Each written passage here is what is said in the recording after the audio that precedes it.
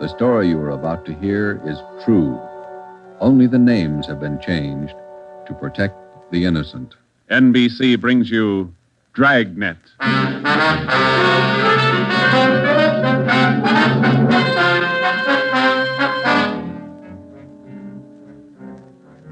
You're a detective sergeant. You're assigned to homicide. Somewhere in the tangled web of your city, there's a killer on the loose. A young woman has been brutally murdered. The weapon, a steel bludgeon. Your job is to get him. Dragnet, the documented drama of an actual crime, investigated and solved by the men who unrelentingly stand watch on the security of your home, your family, and your life. For the next 30 minutes, in cooperation with the Los Angeles Police Department, you will travel step by step on the side of the law through an actual case from official police files. From beginning to end, from crime to punishment. Dragnet is the story of your police force in action.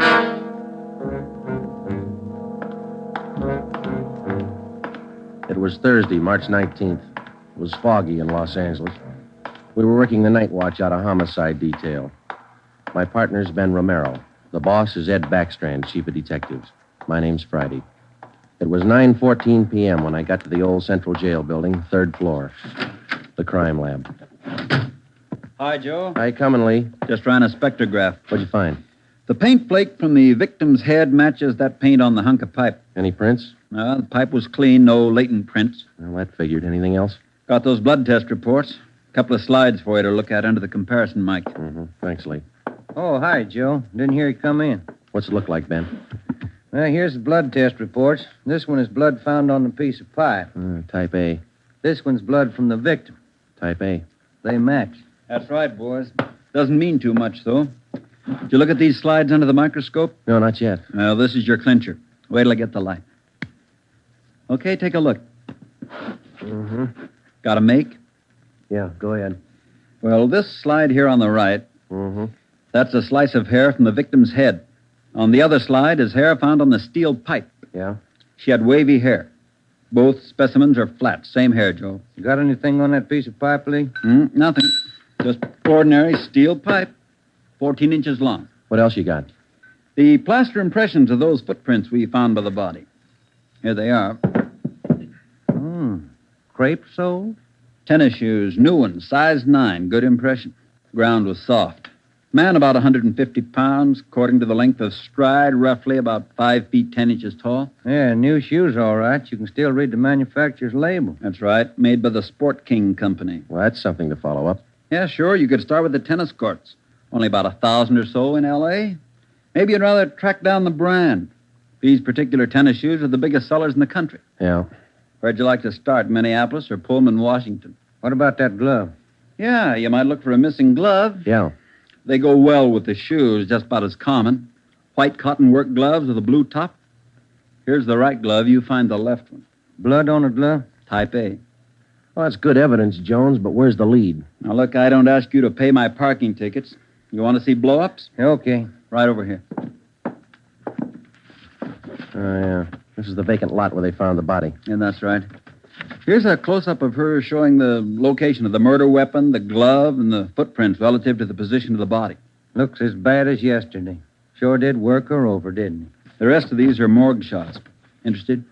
No, I checked them this morning. Once is enough, Lee. Yeah, that winds it, boys. You want to go over the stuff in her purse again? You find anything more? No, nothing you haven't seen already. The usual. Makeup, comb, barrette. That's a hair clip. Mm-hmm. Few cheap stones in it. Loose change, a quarter, nickel, few pennies. Her ID card. Yeah. Helen Corday. 33 Naomi Place.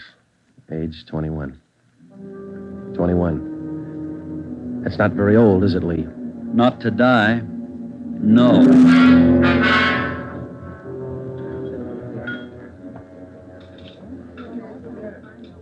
Helen Corday.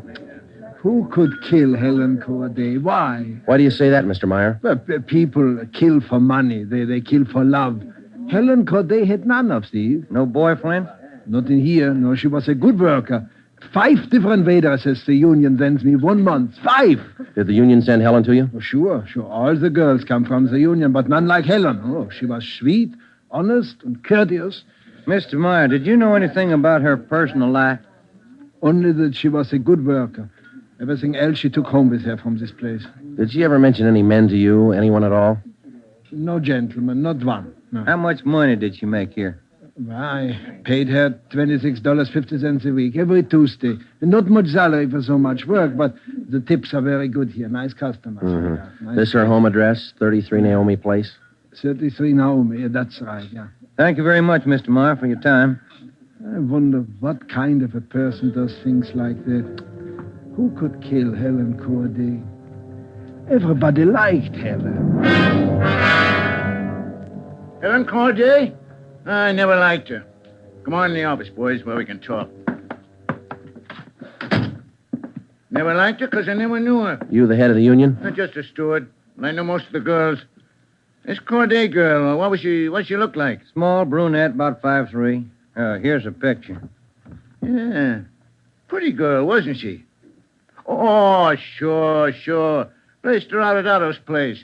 Nice little Dutch fella. Otto Meyer. That's right. He seemed to think quite a lot of her. Yeah, she was a fine worker. Oh, sure. Always right up on her dues. Paid all the assessments right on time. Thought you said you didn't know her. Well, not right off, I didn't, but when you showed me that picture there, placed her right away. You know anything about her personal life? Wait a minute. Why all these questions? Helen Corday was murdered last night. Oh. Who did it? You know anything about her personal life? Well, you can see my position, Sergeant. 1,200 girls. Check 'em in, check 'em out.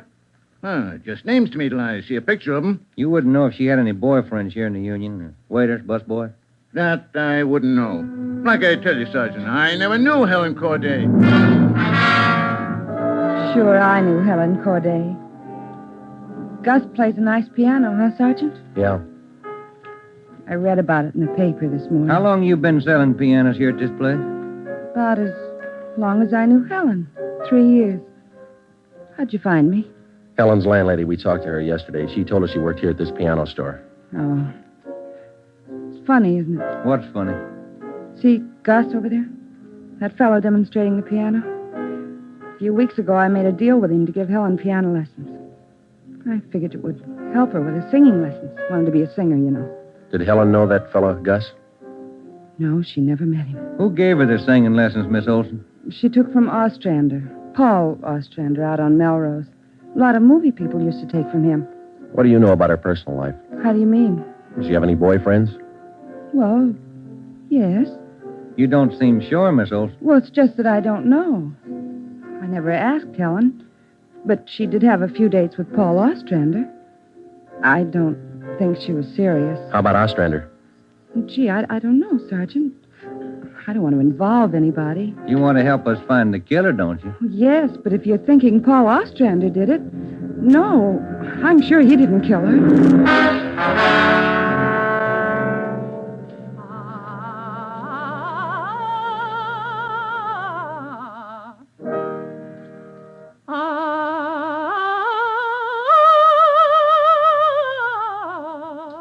That's all for today, Victoria. No, gentlemen. I did not kill Helen Corday. You gave her singing lessons, Mr. Ostrander. You knew her pretty well? Yes, I gave her voice coaching for about 1.5 years. Helen showed a little promise. Not a great voice, a bad vibrato. You knew her pretty well? Why do you say that? Mr. Ostrander, didn't you used to take her out once in a while? No, I didn't know Helen socially at all. We know you had dates with her. That's not true. Only times I saw her was when she came here to the studio for lessons. You better tell the truth, Mr. Ostrander. We can prove that you've been out with her.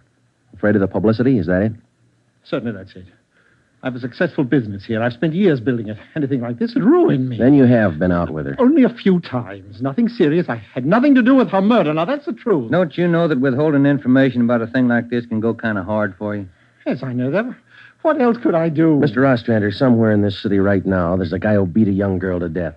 He crushed her skull with a piece of steel pipe. We need every bit of information we can get to track him down. I know that, Sergeant. You could have come to us. We wouldn't run to the newspapers with it. If the information's confidential, that's the way we treat it. Most of the time, it's the people who run to the newspapers first. Then they come to us. That's right, Mr. Ostrander. People are their own press agents. Sergeant, I'd like to know what right you have to invade my privacy and lecture me on my civic duty. All right, I'll tell you what right, Ostrander. We want the man who murdered Helen Corday. I got as much right as he had at 12:14 this morning. Come on, Joe.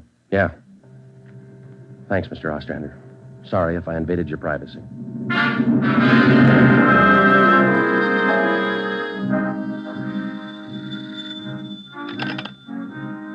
Chief of Detectives Office, Helen.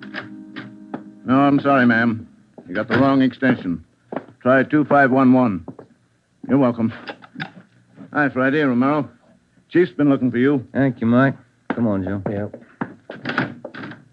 Hello, Joe. Ben, sit down. What'd you get? A notebook full of notes. A crime lab full of evidence. Nothing to tie them together. These some of the people you interviewed? Yeah, those and about a dozen more we didn't even take notes on. It's hard to figure, Skipper. Everybody seemed to like this girl.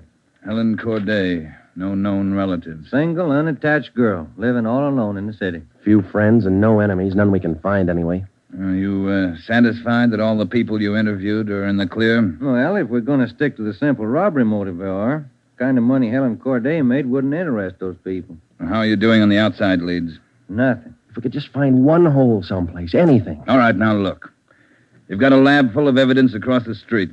You've got a book full of names here. You've got the pieces.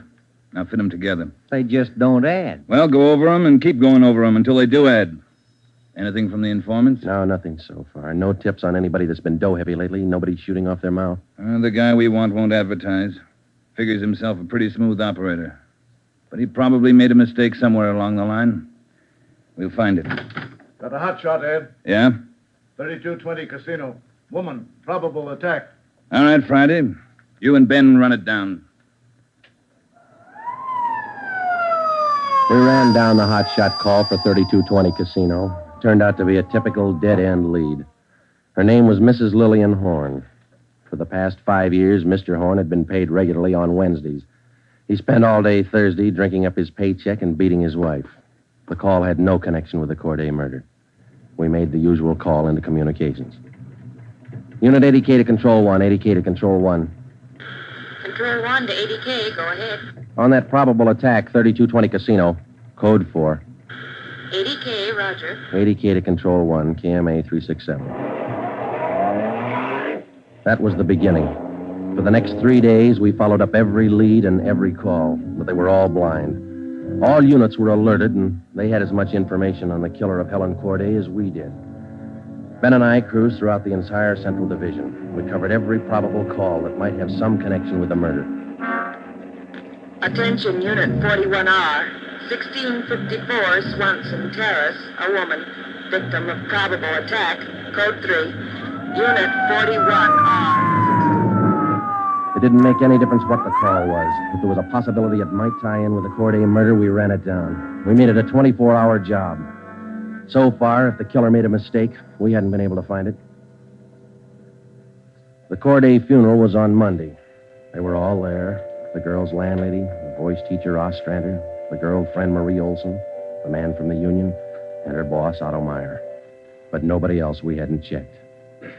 That was Monday afternoon. Monday night, we went back to the old routine, tracking calls during the night in the squad car, picking up small threads that led nowhere. 3 more days of the same thing. Thursday morning, 1 week after we found Helen Corday's body, we got an anonymous phone tip. I know who killed Helen Corday. His name's George Barlow. He lives at 418 White Oak Avenue. He used to date her up all the time. Get him and you've got the murderer. We checked George Barlow and about 10 others just like him. None of them knew Helen Corday. Saturday night, Ben and I were back in the squad car cruising the Central Division. Saturday night's a good night for robbery. By 10 p.m., we'd run down 4 various calls. 123, code 1. 123, roger. 12G, call your station. Unit 13R, 1254 Tower Road. A woman screaming. Investigate the trouble. Code 2. Let's handle that one, Ben. Yeah, okay. I'll notify communications. Unit 80K to Control 1. 80K to Control 1. Control 1 to Unit 80K. Go ahead. On your 1254 Tower Road call, we're in the vicinity. We will handle. 80K, roger. 80K to Control 1, KMA 367. Let's go, Ben. Control 1 to 13R. Disregard your last call. Handled by 80K. Yeah, it should be right about here. Oh, here it is. 1254. That man, he tried to kill me. He's running down the street. Where? He's getting to that corner, see? He tried to kill me. Come on. Where'd he go, Joe? Turn right at the next corner. That's him up ahead. He's got a good lead on us. Hit the siren. He's gaining, Joe. Took a left at the next corner. Oh, he isn't going to stop. Close in as tight as you can, Ben. Down to the floor now. Swing out to the left a little. I'm going for his tires. Right. All right, that'll slow him down. Pull up on him. Yeah. All right, you. Keep both hands on that wheel and get over to the curb. Cover me, Joe. Right. Out of that car, mister. Shake him down. Hey, take it easy, will you? I haven't got a gun. Put the cuffs on him. Hey, well, you boys work fast. What am I do with the gas chamber? Just save that, mister. It's pretty rough treatment for speeding. All right, come on, you. Look, I got a right to know where you're taking me. What's the charge? We'll let the girl tell you. What girl? You just sit there and be quiet, huh? Oh, I know where you're going. The place back on Tar Road. Well, I asked to use the phone. The girl slammed the door in my face. I don't know what you cops are trying to prove. I just wanted to use the phone, that's all. I even tried to scare her a little. I told her I'd hit her over the head if she didn't let me use the phone.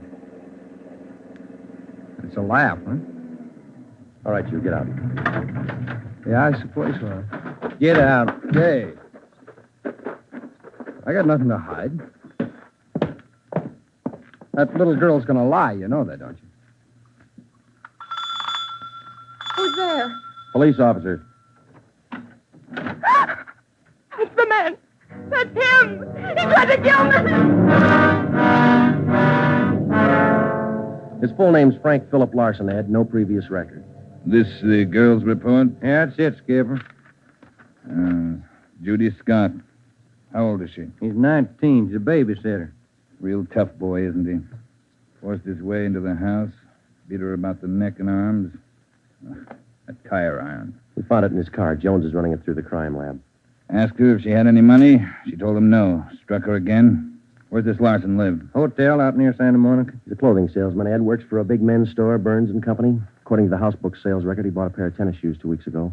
Weighs 158 pounds, 5 foot 11 inches. Tennis shoes are missing. They're not in his hotel room, and he's not wearing them. What else did you find? A rhinestone. You mean a pin? No, just a small loose stone recovered from the rug in Larson's room. Crime lab got it? Working on it now. Ed, I think...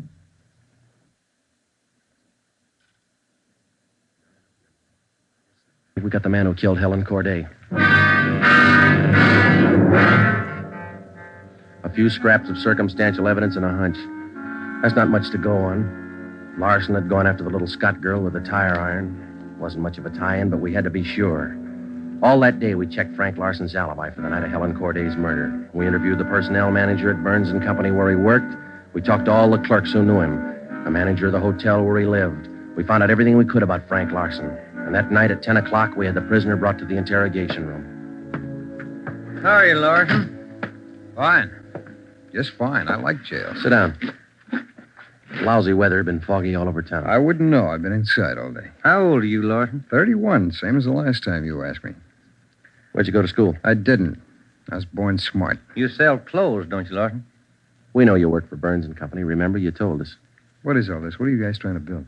Just want to know if you like selling clothes. That's all. What do you coppers know about clothes? One blue serge a year is your speed. You know quite a bit about clothes, don't you? I've been selling them for 5 years. Can you tell me something I've been wondering about? What's that? Are your socks and tie always supposed to match? That's what the style books say. Bet you always know the right things to wear, don't you? You wouldn't wear black shoes with a brown suit, would you? Is that what you're keeping me here for?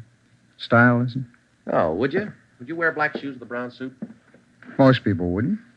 Bet you wouldn't wear brown shoes with a tuxedo either. I've been smoking too much. You got a glass of water? Oh, yeah, sure.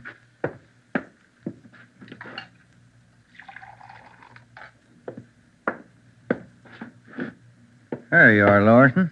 Thanks. That's good and cold. How about it?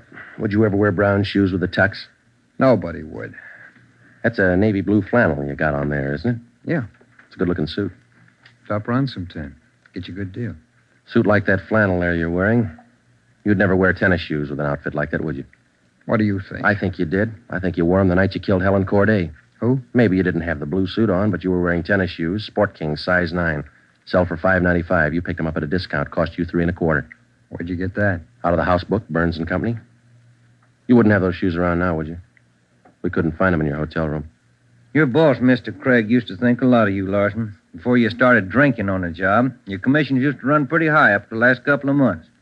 What happened? That cheap rye get to you? Well, you two really nosed around, didn't you? When are you going to tell me what I eat for breakfast? Cornflakes, cup of coffee, donut, sometimes 2 donuts when you're hungry. Elsie waits on you at the Royal Cafe. She gets a dime tip. Can I have some more of that water? Help yourself, there's a cooler.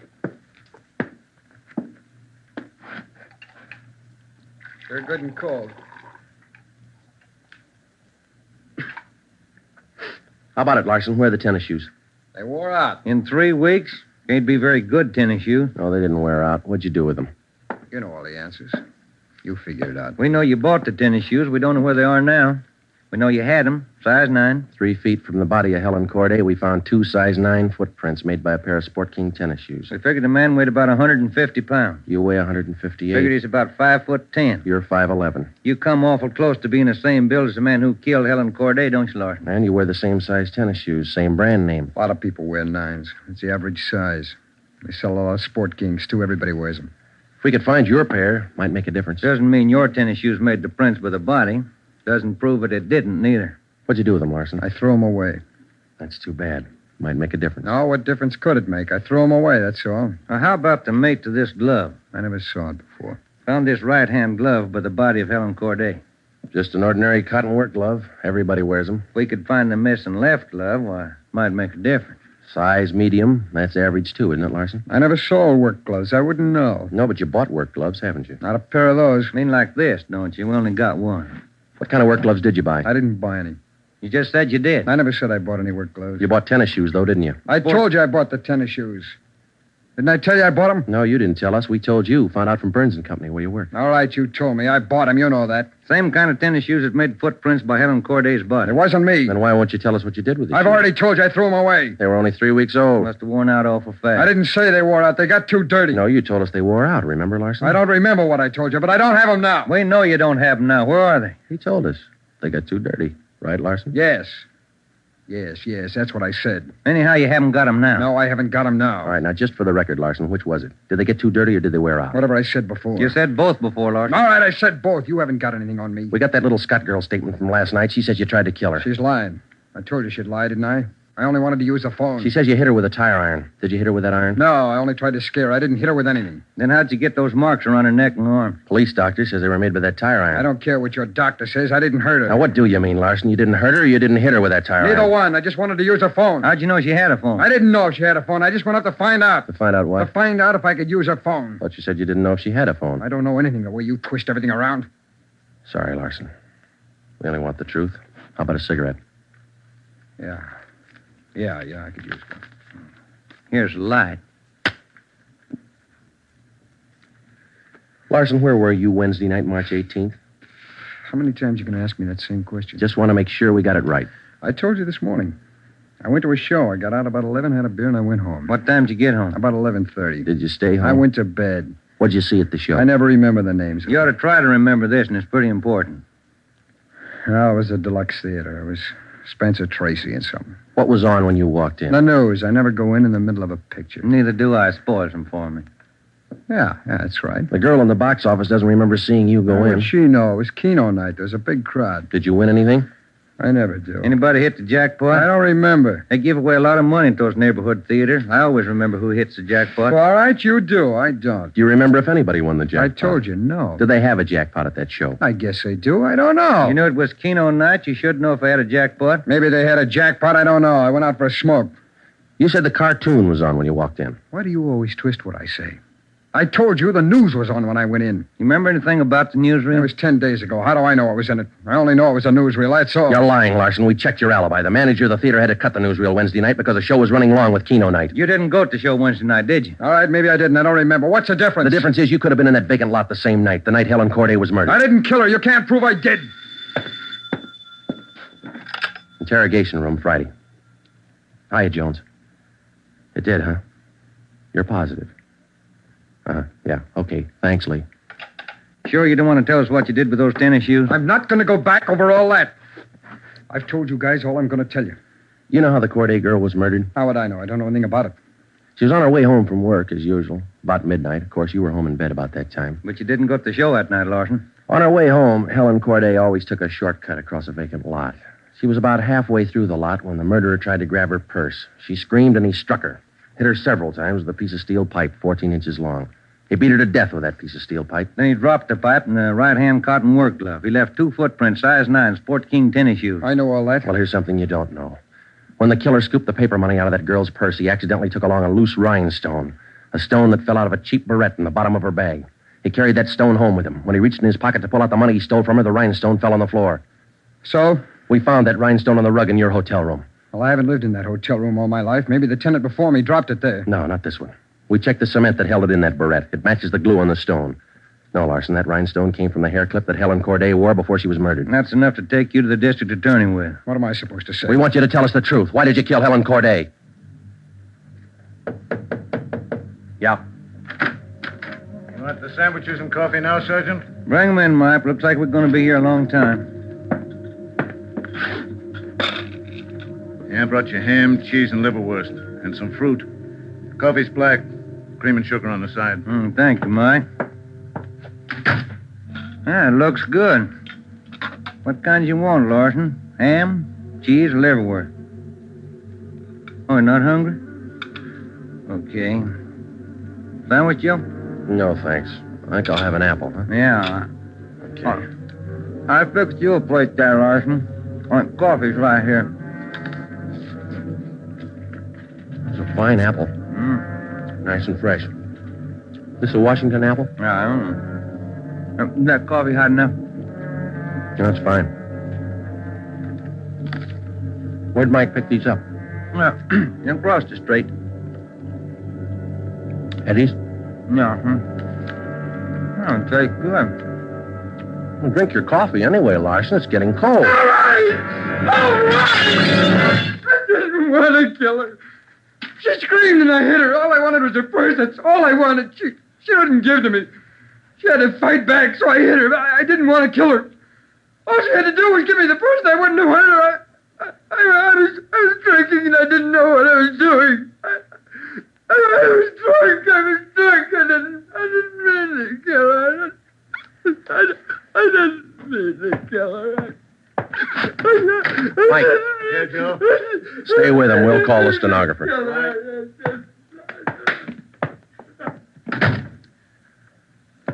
See you tomorrow, Joe. Good night. Yeah. Sour racket, huh?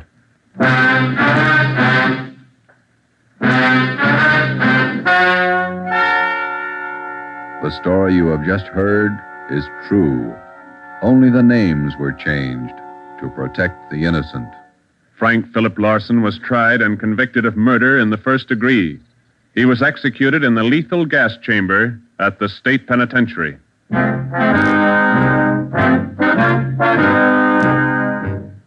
You have just heard the fifth in a new series of authentic cases from official files. Technical advice for Dragnet is furnished by the Los Angeles Police Department. Tonight's program is dedicated to Police Officer Charles A. Brady of the Chicago, Illinois Police Department, who on the night of September 2nd, 1945, gave his life so that yours might be more secure.